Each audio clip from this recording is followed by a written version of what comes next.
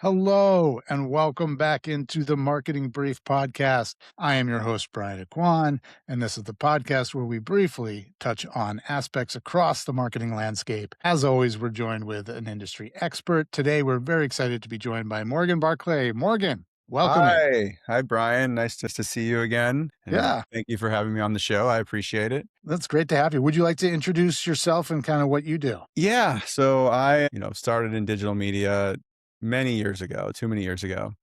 And so kind of started in this kind of media meets tech world back in the day. And I have found myself squarely in the influencer marketing space, or now what we call the creator economy, and work with big brands to help them launch their next big IP, product, service, what have you. And that's squarely where I sit today. So I work in kind of strategy meets partnerships and working directly with brands to help them out and solve their marketing puzzles, which I feel like it's a Yeah. good fit for this show. Absolutely. Yeah, we're excited to have you. We're both digital dinosaurs, I guess, having been around and seen some trends come and go. I guess maybe let's start with the creator economy. What are you seeing? What are you seeing lately that's kind of like been a trend or something that you've seen kind of change? Yeah, I think the big trend that we're seeing with our partners is that, one of two things, right? It's like, how do you create a cultural moment that might integrate a brand, and manufacture that? Or how do you amplify and build around a cultural moment that's happening with influencers? A big part of that, right? I mean, you were chatting a little bit before this around like what Kraft just did with the NFL draft, where they, we're doing this cool stunty thing. Hey, we're going to align with whoever gets picked 57th in the draft on Mr. 57. We want to tap into creators to kind of help tell that story. And we did exactly that. So we worked with Isaac Rochelle, that he did this kind of really fun, lighthearted piece where he was predicting who might go number 57. So we put that content out before the NFL draft last week. And then on top of that, we also paired that with showing all the kind of in the real world Heinz activations they had going, because they're a big partner with the NFL now. And so we hired local foodies in Pittsburgh to go out to mom and pop shop restaurants and show Heinz front of house and show, almost become like little guides for people that are going to Pittsburgh or visiting Pittsburgh, and show them the best places to eat and, complement your hot dog or burger with Heinz, of course. That was like a really cool activation. And again, when I'm talking about cultural moment, like again, maybe within a community. So does everyone care about the NFL draft? No. Is it one of the biggest sports in the world, or at least in the US? Absolutely. So, NFL fandom's massive. And so if you can tap into that audience and pair it with food and sports culture, it's a win. And like those are the types of cool stunty things that Kraft Heinz challenges us with, or they put forth, and then we align with those and make it a fully integrated program with creators at the forefront of it. Yeah. Man, the draft. I've been to the draft. It's crazy how big the NFL is and how anything the NFL does is viewer worthy, I guess. But I was in Mammoth. I was sitting at the bar and a couple guys came in and they're like, "Hey, can you put the draft on?" It's like, this is literally a show where they read a name like every 5 minutes, right? Like, Right. Well, but it's huge.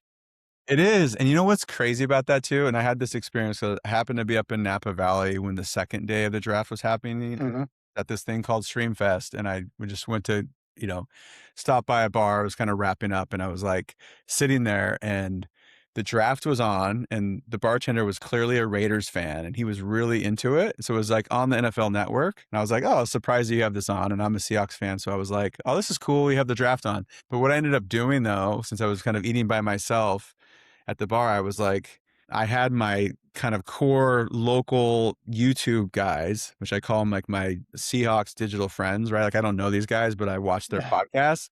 And so I had like AirPods in, and I'm actually having them do the live take, but from a hometown view through my phone on a YouTube podcast. And so like the irony is like, I don't care about what the national media is saying, right? About the players. Cause like, I just want, to listen to these guys who I follow all the time and hear their voices and their take on like, all right, who are we going to take at 64? Are we going to move back?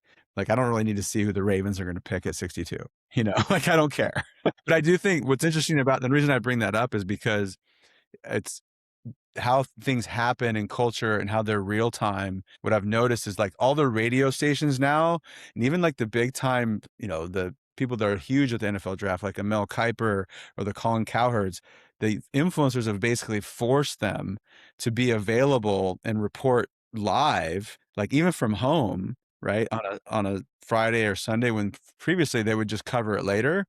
Like, the influencers are forcing them to be more in tune with what's happening right now because these influencers, like, a couple of them literally streamed for, like, 12 hours, like, do the Wow. whole draft on a Saturday, and then they would Yeah. just recap everything of, like, who got picked, and it's just like, how does an old school media radio host, like, compete with that, you know? So, anyway, I don't know if you're experiencing that in another way, maybe it's hot sauce, which we talked about, or something else. I do love hot sauce. No, I love that you framed it as cultural moments, right, before, because I think that's something you do need influencers involved in. And something like the draft, which is happening live, we don't have tons of live stuff. We've got some playoff stuff that's going on, but that conversation's gonna happen in real time, right? So you have to have influencers in place to do that. But yeah, when you talk about cultural moments, you'd be hard pressed to try and create a cultural moment, be part of a cultural moment with a brand where you didn't have influencers attached to it. And I think we're probably seeing now like media plans, whereas, there was an option of including influencers before. Now it's pretty much it's baked in. It's like, okay, and what's your influencer tactic? How are you executing through influencers, right? Yeah, you nailed it because like that's at Q where I'm at, right? So, formerly in strategy, now in partnerships, but we always talk about that at Q with our brand partners that, even 5 years ago, it was experimental, right? So you're working with a big brand, they're testing it out. Okay, we want to try this influencer thing. You could say 10 years ago, which was true, like some people were really ahead of the curve, but like even when TikTok, people were maybe testing TikTok or testing influencer. Now it's just part of the media mix. It's part of the integrated plan of like, how do you go to market? And if you don't have influencers as part of that, it's like, it's literally saying like, you don't have voices who connect with different audiences and interests and communities behind your program. Because, as you know, right, like, how people experience commercials now, or whether it's streaming TV and CTV or out of home. Like we've even done stuff with influencers where like I was saying with even with the NFL draft thing, it's like they're capturing out of home signage because they're walking around and they're showing the event experience. So they're actually amplifying your digital out of home or your out of home. So the intersection of those two things are colliding because they're human beings and they can go out into the world and film, right? And do storytelling in and around the story where the message we're trying to deliver for our brands.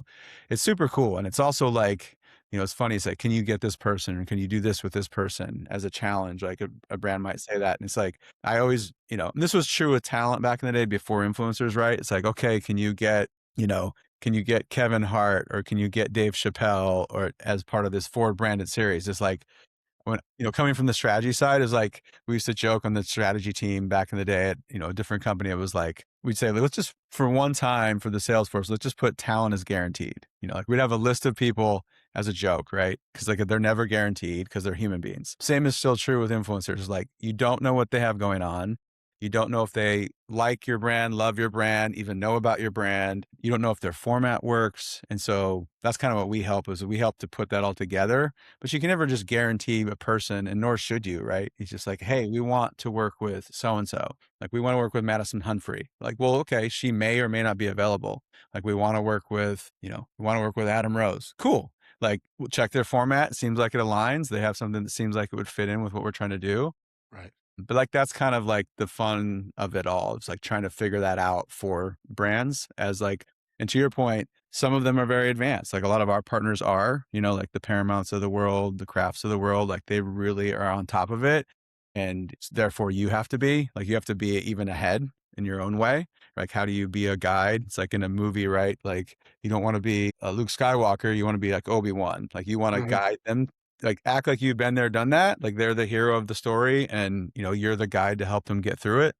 Cause that's kind of how we approach it, right? Is like without, feeling cocky about it, but at the same time, some of the brands are really advanced in what they're doing.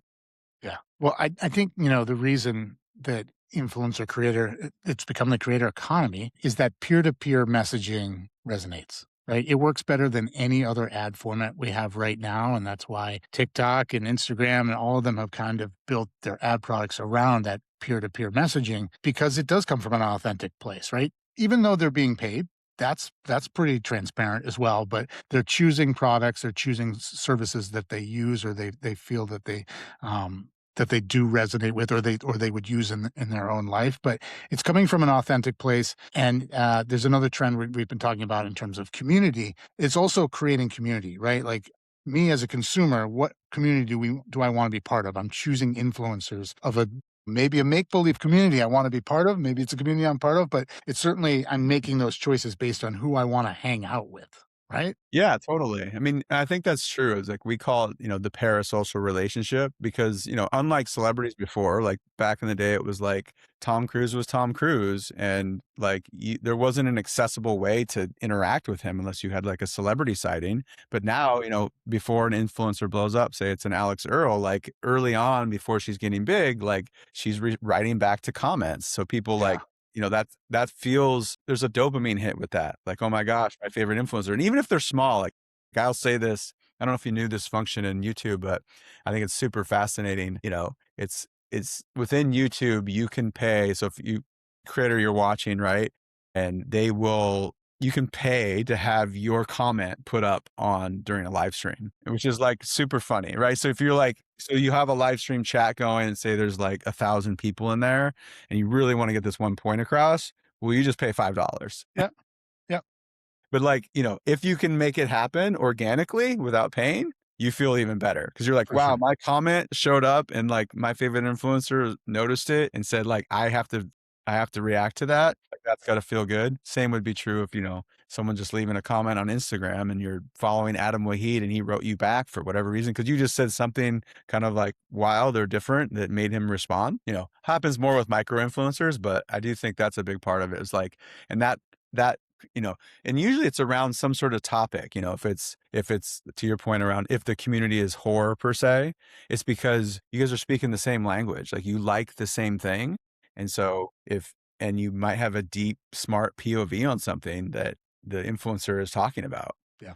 So, And it's people are looking to connect on those things for and that's sure. probably why, and I've seen this firsthand, but sometimes it feels like the influencers, if you ever had to work with them on a project, like they are so good at making the content and telling the story, with or without a brand.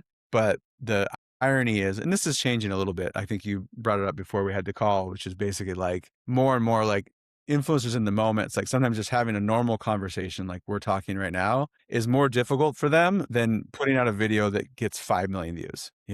So I mentioned like, just hanging out, like being at that Stream Fest event. It's like some of the influencers were fine. It was like easy to chat with them. Like chatted with Adam Rose, like super nice guy, knows the business side, knows the creative side. He's been in it his whole life in some way, right? Other influencers, like you get a, 17-year-old, 19-year-old that you've hired to promote this movie from Sony, and you're on the lot with them and you need them walk in front of a step and repeat. And you say, hey, I just talked to the client and I need can you guys go over here? And then you just get 4 people looking back at you with a Gen Z stare and literally tell you walk away. And like I had that happen to me and I was like, I'm just gonna go back and now I'm just talking to myself. I'm like, I'm Right. just gonna go back and then they just instead of doing the thing you asked, they're like doing a skit in the bushes by the rainbow. And you're like, and the client's like, what did you tell them? I was like, I told them what we wanted them to do, and now they're doing a skit. Well, some of Well, that's gotta be life experience, but then also, like, they've only lived in a transactional world, right. right? But their argument could be like, look, this skit is gonna be better for your movie than whatever you wanted us to do over there. I And know like my audience. Yep. yeah, like maybe they're processing that as like to me, I'm like, you're just staring at me, so I'm gonna walk away because it's uncomfortable. Like, you do your thing. Of course, at some point, and that, that was 4 or 5 years ago. It's getting more advanced. Like those same creators that might have had that moment, they're now instead of 17 or 18, they're now running their own media company if they have millions of followers, and they've probably just progressed in their life. Like they were 18 years old. Like they didn't know how to handle that moment. Like now they're 23 and they've had way more business conversations. So, we've seen what's happened with the Mr. Beasts of the world, right?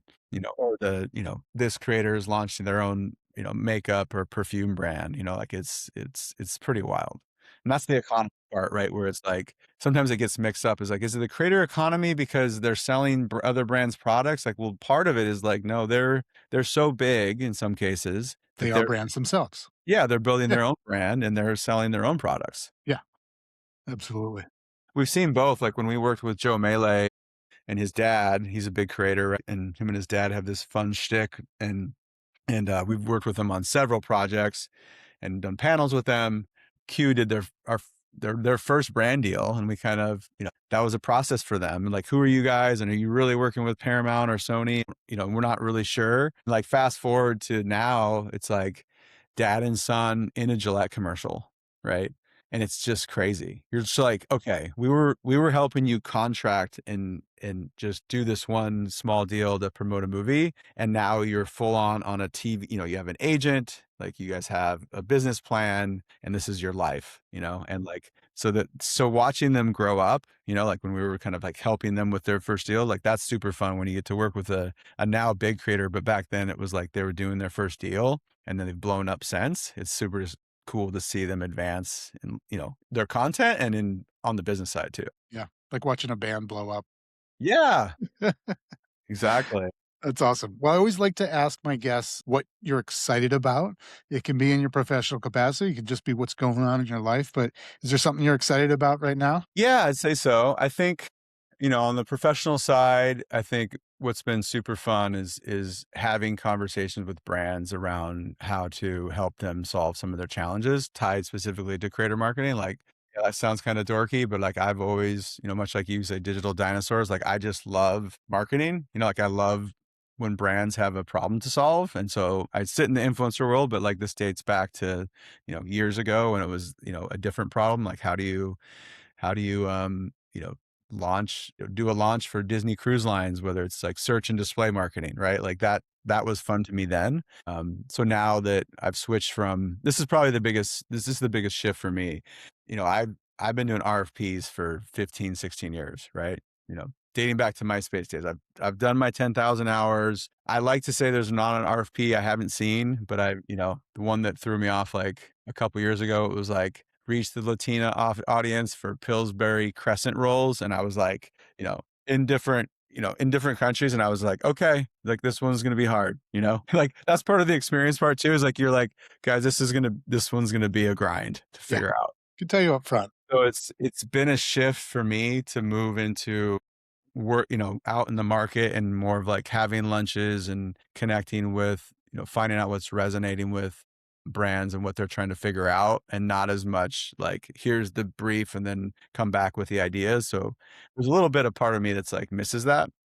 But aside from that, I think in life, I'd say it's, I mentioned to you that I have my own pickleball channel, Pickleball Talk, and my current thing I need to solve for, because I know so much about influencers, is like there's two things. I'm trying to figure out what format I want to do that I can do more consistently, which I've heard is a key practice. Like if you don't like whatever format you're doing, then it means you're going to stop and it's never going to get big. So, but I think the psychology behind it is, so for me, I'm trying to figure out my voice. So me talking to camera. So say I do like walk and talk videos about pickleball, whether it's culture based or like I don't necessarily want to teach people per se, or just maybe show my process for learning, but I'm trying to figure out my voice. And the psychology part is like what the Gary V's tell you over and over and over again. Like you just have to post. And I have so many videos I could do. I just haven't done it. Yeah, And I don't know if it's like,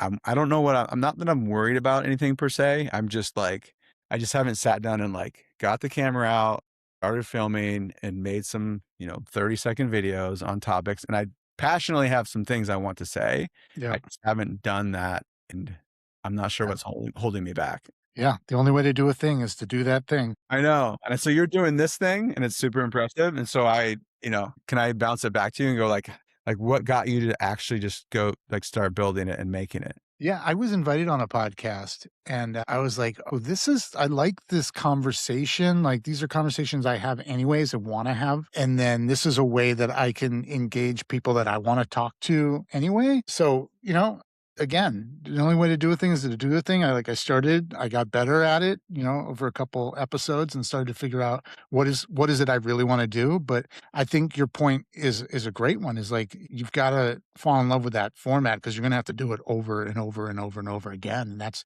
what I did was like, I want a brief conversation, right? I just wanna talk to people for a little bit, and I wanna get out.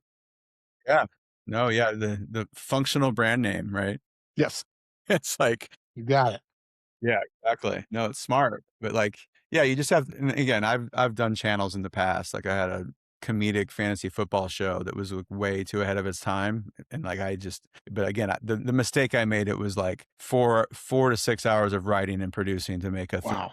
3-minute episode, and I just, like, I couldn't keep up the weekly pace, like, I made 9 Yeah. episodes that year, and work and other life stuff happened, and I was just like, I really liked making those episodes, but then it was too cumbersome. Like, it was just too hard, like, the format that I created, and so I didn't keep doing it, and Well, so to stay true to my format, I will perfect. say this has been a brief conversation on the Yeah. Marketing Brief podcast. Our guest has been Morgan. Thank you for joining us.